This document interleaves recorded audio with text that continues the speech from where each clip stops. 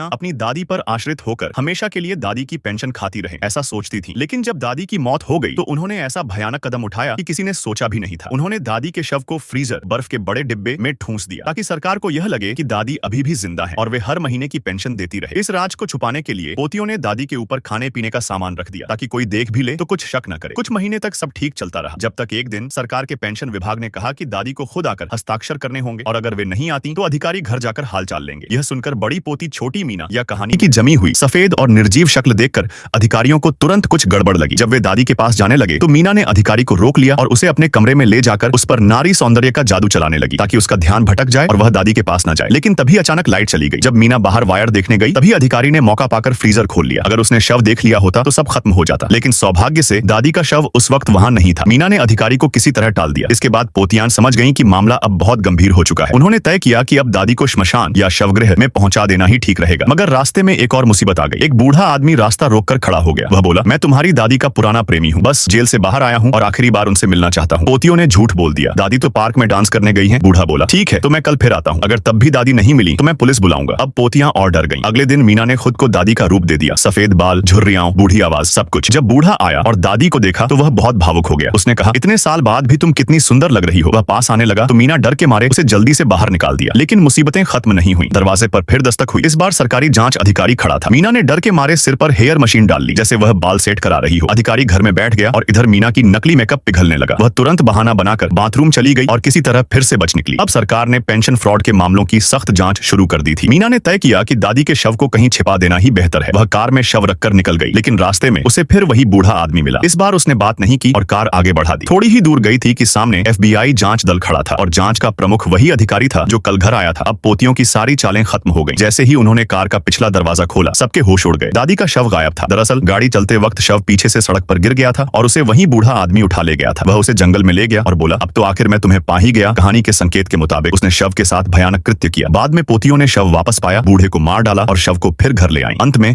उन्होंने दादी का बड़ा अंतिम संस्कार किया। लेकिन अब पेंशन हमेशा के लिए बंद हो चुकी थी और कहानी का आखिरी सबक, लालच का अंत हमेशा बर्बादी से होता है। क्या चाहो कि मैं इस कहानी को थोड़ी डरावनी थ्रिल